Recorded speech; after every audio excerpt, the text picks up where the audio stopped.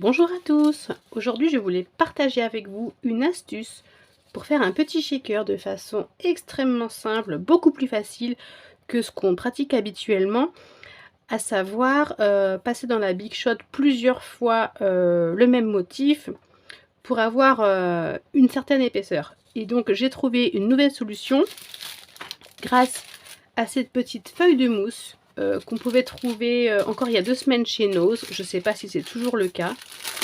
Donc, ce sont des sachets de 10 feuilles de mousse d'une épaisseur de 2 mm. Et j'ai testé dans la Big Shot, ça passe super. C'est vraiment parfait. Donc là, j'ai essayé avec une couleur qui ne me plaisait pas particulièrement pour faire mes essais. Donc là, ce que je vous propose, c'est de réaliser avec vous un shaker et que je vous montre à quel point c'est facile. Regardez l'épaisseur, elle est juste parfaite. On n'a pas à superposer plusieurs fois la découpe. Donc celle-ci, hein, habituellement, on collait 5, peut-être 6, quelques épaisseurs, voilà, pour atteindre une certaine épaisseur afin de pouvoir réaliser le shaker. Donc là, une feuille de mousse, notre dies, on passe à la Big Shot et on voit ce qui se passe. Alors, donc du coup, hop, voilà, ça j'ai pas besoin, et voilà, hop. Alors ça se découpe extrêmement facilement, je n'ai pas de peine. Alors ça écrase un petit peu la mousse, mais ça va revenir un peu après. Tout doucement, faut pas s'inquiéter. Donc, ça devient un plaisir de faire un shaker. J'en faisais plus parce que je trouvais ça à chaque fois assez fastidieux de multiplier les épaisseurs. Et encore là, c'est un die, c'est une matrice de découpe qui est faite exprès. J'ai le fond. Et là, j'ai le cadre. Mais quand j'ai pas ça et que c'est moi qui les fait, qui les bidouille avec des carrés, des cercles, des choses comme ça, ou des découpes même à la main, hein, c'est compliqué d'avoir tout le temps la même chose. Et donc des fois il y a des différences de quelques millimètres et ça ressort, ça dépasse de partout, c'est pas forcément esthétique. Alors que là c'est extrêmement simple, donc après c'est à nous d'ajuster bien sûr, de façon à ce que ça dépasse le moins possible. Voilà. Hop. Tac tac. Alors la deuxième astuce que je vous propose, c'est plutôt que de prendre de l'acétate ou du rhodoïde, je sais pas comment vous l'appelez, et bien moi je prends des restes de papier pour les appareils, les plastifieuses, voilà.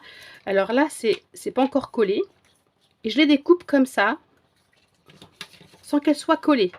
Oui voilà, je les découpe pas quand elles sont déjà passées parce que c'est peut-être plus difficile. En même temps j'ai pas essayé, mais je les découpe comme ça moi directement.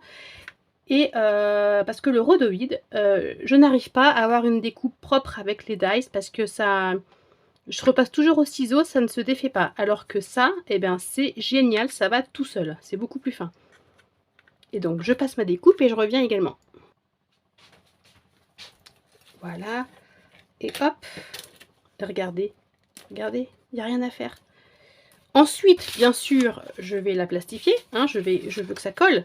Et surtout qu'on ait cet effet de transparence, faut chauffer tout ça.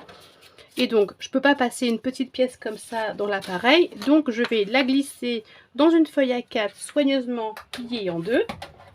Et là, eh bien, on peut y aller. Donc, je la passe directement.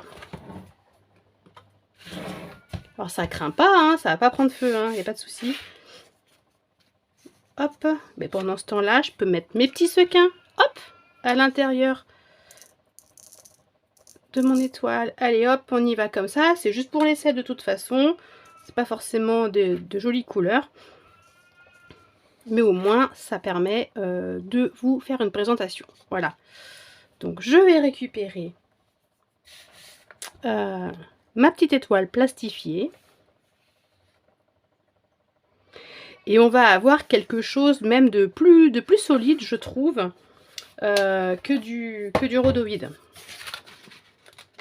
Il est moins fragile parce que le rhodoïde, c'est souvent qu'on a des marques dessus, de griffes, des petites salissures. Et regardez, hop, c'est parfait quoi, c'est juste génial. Hop, voilà, on n'a plus qu'à coller ça. C'est extrêmement rapide, ça devient vraiment un plaisir. J'avais vraiment arrêté d'en faire, je trouvais ça fastidieux. Et j'ai eu l'idée quand j'ai vu ces feuilles, je me suis dit tiens, qu'est-ce que je pourrais faire avec ça? Alors j'avais d'abord essayé moi de faire des œillets, des petits œillets comme ça, et je m'en sers pour faire des systèmes d'attache, vous savez, on met l'attache parisienne au milieu, puis avec la ficelle, là, ces petites attaches rondes comme ça dans les albums. Et bah, c'est pareil, hein, ça me permettait d'avoir l'épaisseur qu'il me fallait pour passer la corde et passer ma ficelle, c'est parfait aussi. Et l'idée m'est venue d'essayer pour faire des shakers. Allez, on y va. C'est tout facile, non mais c'est vraiment... ça devient un vrai plaisir. Hop. Bon, par contre, j'aurais dû recharger ma colle un peu dans mon tube.